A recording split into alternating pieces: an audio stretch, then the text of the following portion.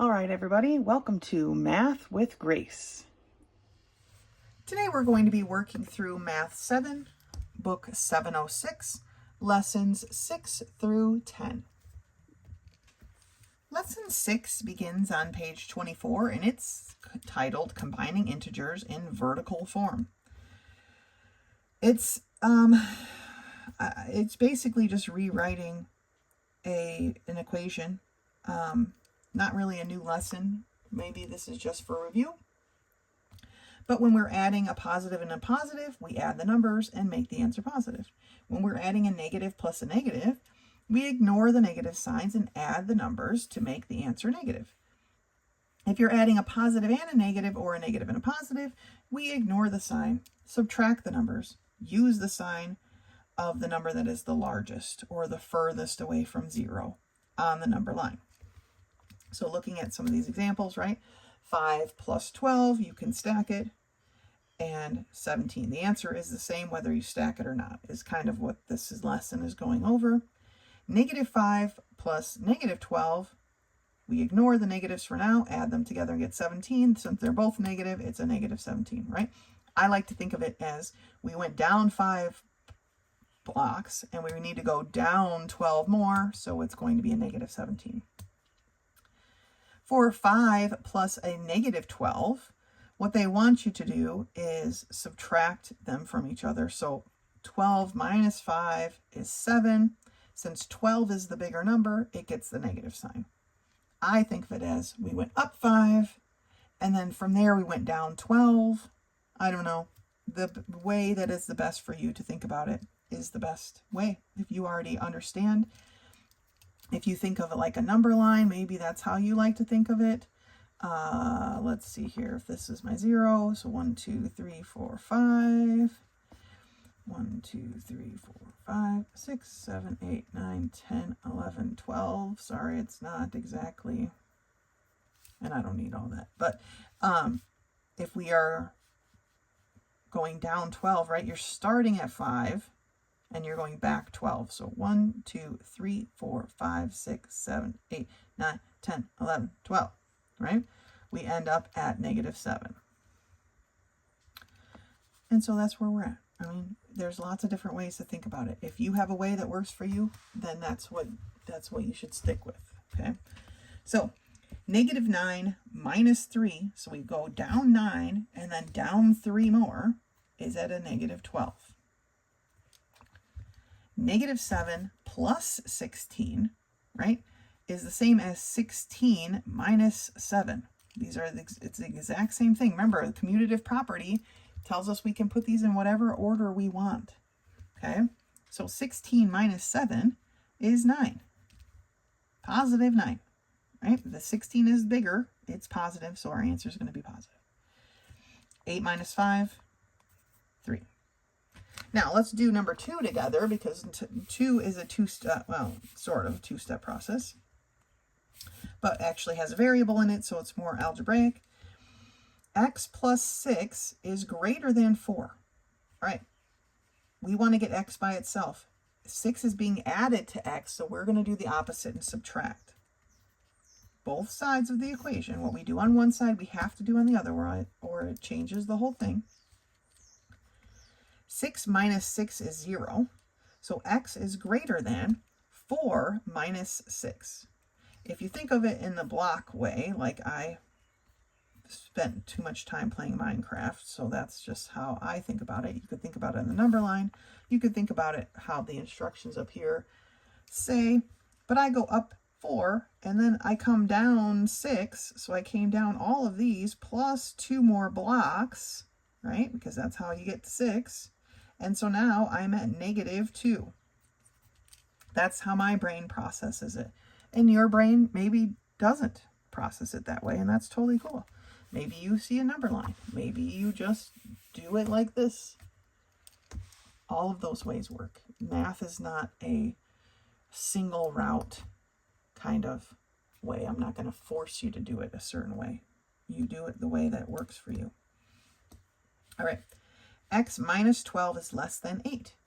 12 is being subtracted from x. We're going to do the opposite and add. Okay. So we have x, negative 12 plus 12 is 0. X is less than 8 plus 12, which is 20. And for the last one, we have x minus 10 is greater than negative 5.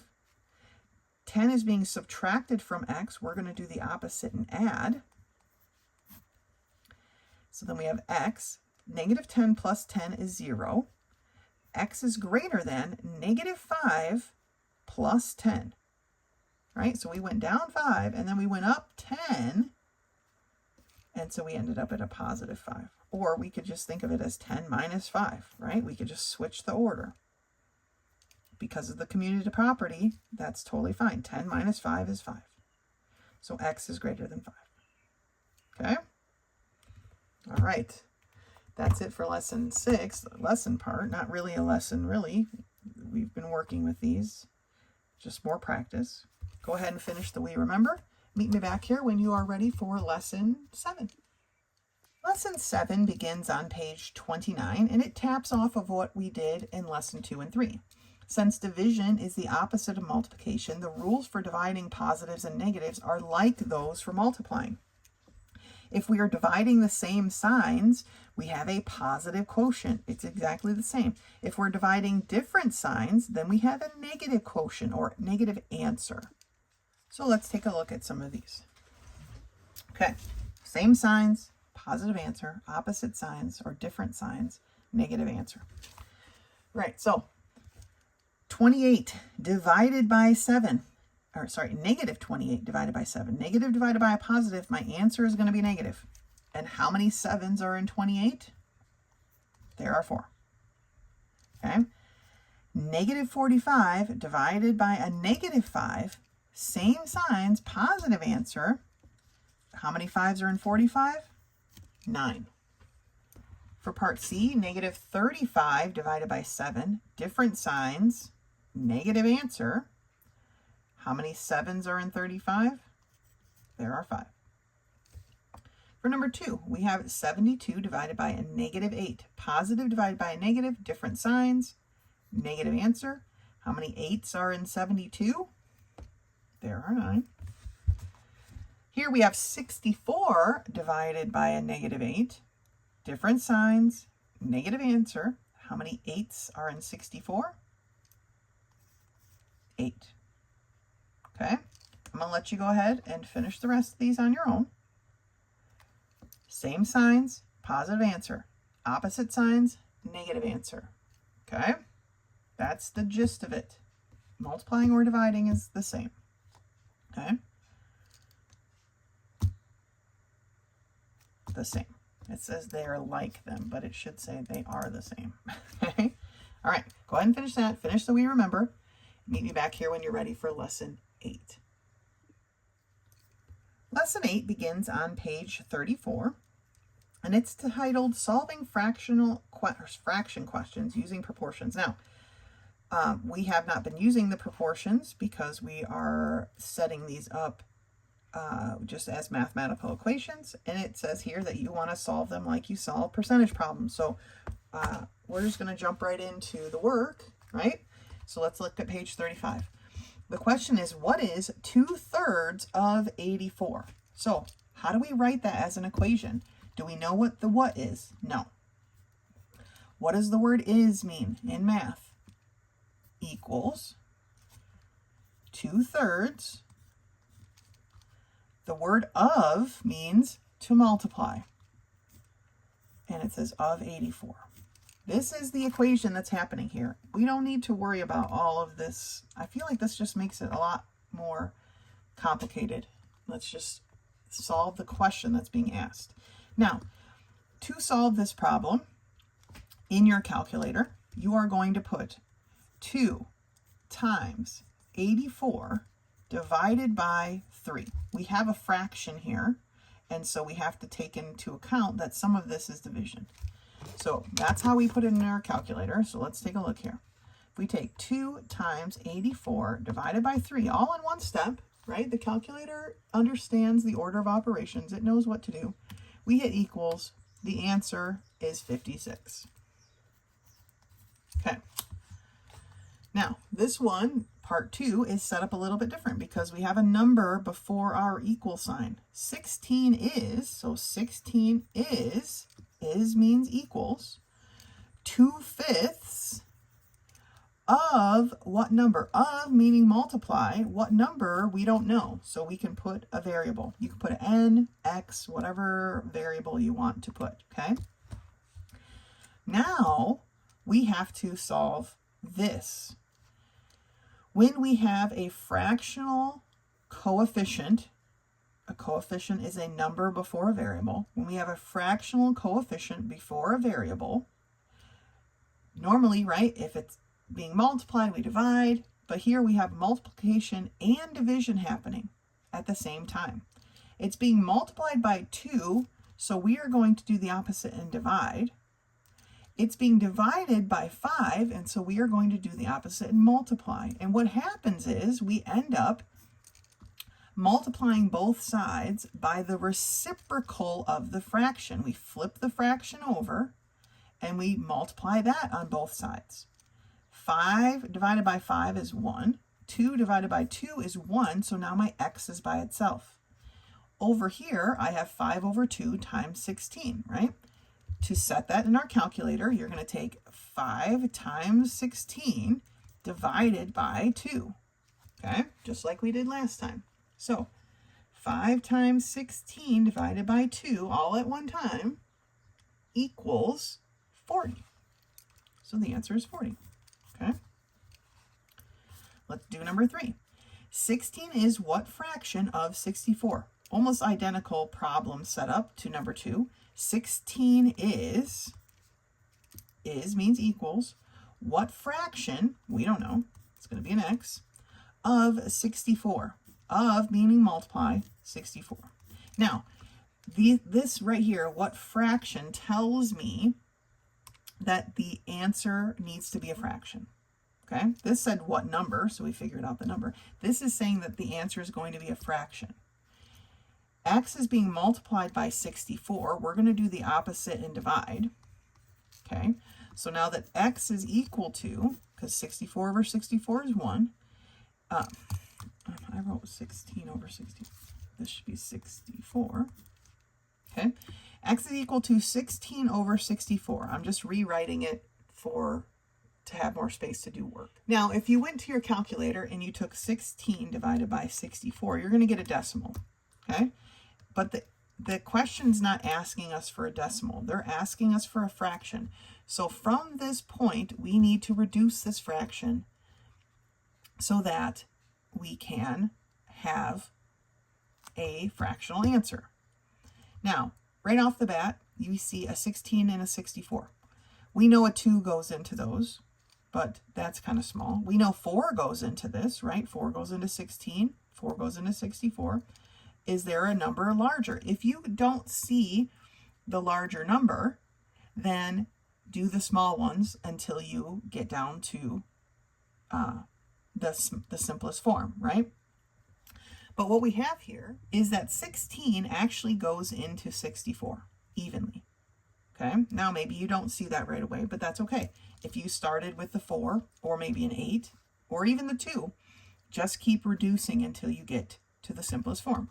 But 16 does go into both 16 and 64. So if I divide both out, right, if I'm factoring that out, there is 1 16 and 16, and there are actually 4 16s and 64. All right, so the fraction, what fraction is 1/4? All right, let's take a look at number 4. What is 3/8 of 88? Do we know what is? No. The word is means equals. 3/8 of means to multiply. And so we have times 88. 3/8 times 88. Okay. Now, if you see that 8 and 88 have a factor of 8 in common, you could reduce, and then maybe you wouldn't need to use your calculator.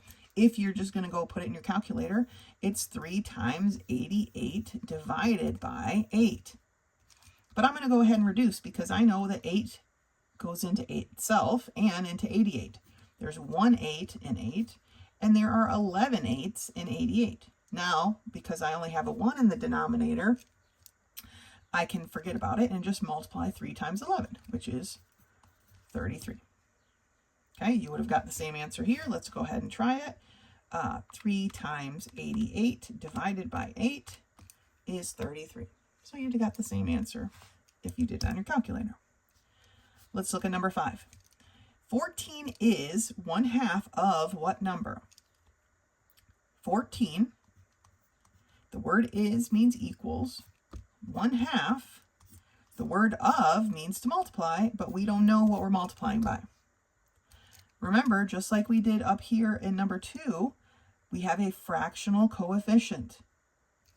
So we are going to, 1 is being multiplied by x, so we're going to do the opposite and divide. 2 is dividing x, so we're going to do the opposite and multiply.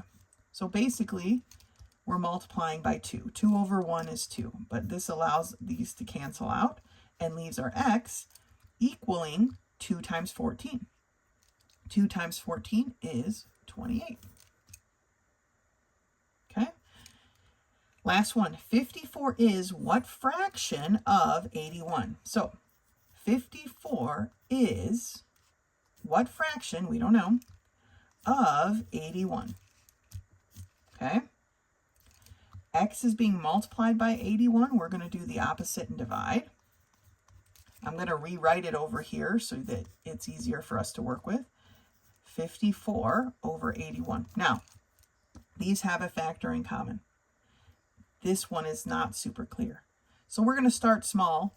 Like here, I didn't start small. We're going to start small and we're going to work our way there. Okay? 3 goes into both of these. Okay? So I'm going to first take out a 3. How many 3s are in 54? Right? That's our the first part of this. If you're not sure, 54 divided by 3. There are 18. Okay? How many 3s are in 81? Well, how many 3s are in 8? Right? There's 2 of those. There's a remainder of 2. How many 3s are in 21? 7. So now we're at 18 and 27, and maybe you recognize that 9 goes into those, but maybe you don't, and you do another 3. But 9 does go into both of these evenly. There are 2 9s in 18, and there are 3 9s in 27, so the fraction is 2/3. Okay? This proportion is what it is, right? Like I've told you guys before, there are different ways to get to the same answer, right? What we want to worry about is getting to the correct answer. What I like to do is I like to do it in the easiest way possible. And learning how to translate this question into an equation is beneficial across the board, okay? So that's why we do the problems this way. I feel like it's easier than this. If you like this way over here, because maybe you've learned it in the past, you continue to do that. As long as we're getting the same answers, or correct answers, that's all that matters. All right? Okay. Finish the We Remember for Lesson 8. Meet me back here when you're ready for Lesson 9. Lesson 9 begins on page 39, and it's titled Reading Circle Graphs and Calculating Sector Percents. So, a circle graph is used to show the different parts of a whole thing. You may have called this a pie chart in the past, or a pie graph. A circle graph is divided into wedges, 1 wedge for each part. It shows not only how the parts compare in size to each other, but also how each part compares to the whole thing. Each wedge of a circle graph is called a sector. Okay, each piece of pie is considered a sector and has a title and sometimes the percent of the total that the sector represents. To find the percentage each sector represents, first total the amounts from the sectors. So that means adding 2,800, 1,200, 330. You find the total of the circle is 4,330. Okay. Then you divide each sector by that total. Okay. So for the down payment, it was 65% of the whole cost of the car. The installment payments, okay, $1,200 divided by the total is 28%, and the finance charge was 8%. Now, one thing to note is that sometimes, because we round, when we add up our percentages to check our work, it doesn't quite equal 100%. I feel like the margin of error, not even error, but based on rounding, is anywhere between 1 and 3%. If you are more than 3% away, either you're at 104% or maybe at 96, then you need to go back and check your work, or you're not rounding correctly. But usually it's pretty close, 101, 99, you know, around there somewhere.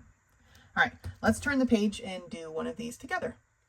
We are here at the top of page 40, and it says, to the nearest whole percent, find the percent each sector of the circle graph represents.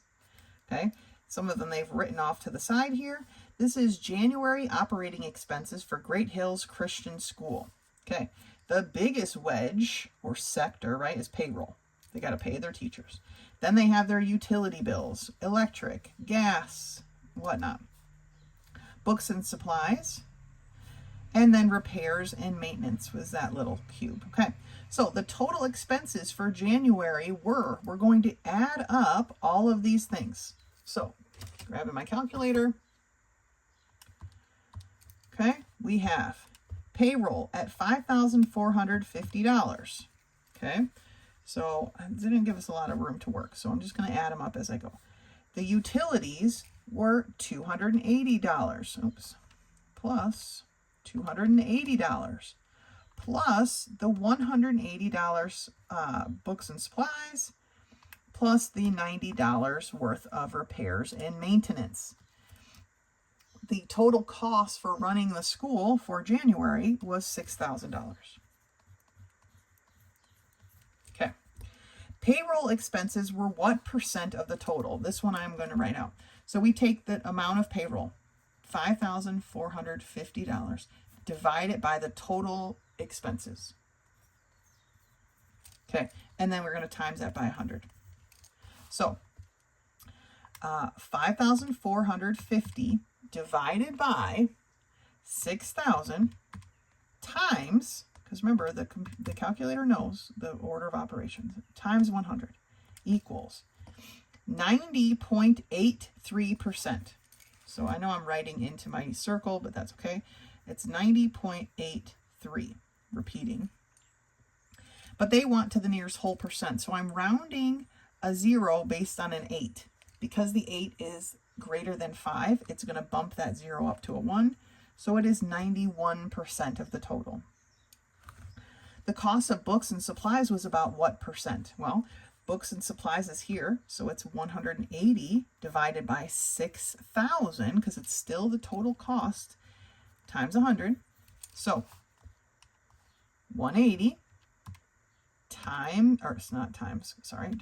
divided by 6,000 times 100. Okay, so 180 divided by 6,000 times 100 equals 3, literally just a 3. So it is 3% of the total. The utility bills were what percentage of the total? So I'm going to do it over here. This is problem number 4. Utility bills was $280 divided by 6,000 times 100.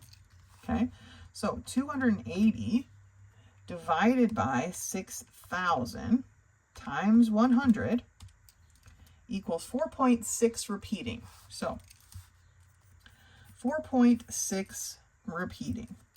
So they want a whole percent. I'm rounding a 4 based on a 6. 6 is greater than 5, so it's going to bump that 4 up to a 5% of the total. The cost of repairs and maintenance was about what percent? Well, the cost of repairs and maintenance was $90 divided by 6,000, the whole thing times 100 to get our percentage. Okay, this way we're not having to move a decimal. We're multiplying the decimal out. Okay, so 90 divided by 6,000 times 100. The timesing 100 moves the decimal for us. So we're going right into a percentage. These are all percentages, okay? So times 100 equals 1.5. All right, I don't know if you can see that. There you go. 1.5%. Now, I'm rounding this 1 based on a 5. 5 is equal to 5, so it's going to bump the 1 up to 2%. Now, it doesn't ask us in the problem what our total percentage was, right, as our check, but we're always going to check just to make sure. It's a good way to check our work. So we're going to add up our percentages. We have 91 plus 3 plus 5 plus 2. And we get 101%, and that is with the margin of rounding, okay? Because we rounded up quite a bit, right? We rounded this one up, we rounded this one up, and we rounded this one up. So the fact that we are at 101 makes sense. All right? So to find the total expenses, we just add up all of the pieces of pie. What is each piece of pie worth? We're going to add that up. Then, to figure out the percentage, we take each individual sector, each piece of pie, divide it by the total that we just figured out, change it over to a percentage. I did that by multiplying by 100. And then they wanted us to round to the nearest whole percent. And those are circle graphs. One of my favorite kinds of graphs.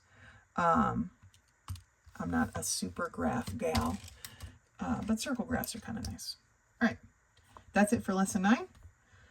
Finish the We Remember, and then you'll be ready for quiz 2, which is in the back of the book. As always, if you have any questions or need extra help with something, do not hesitate to contact me. Otherwise, until next time.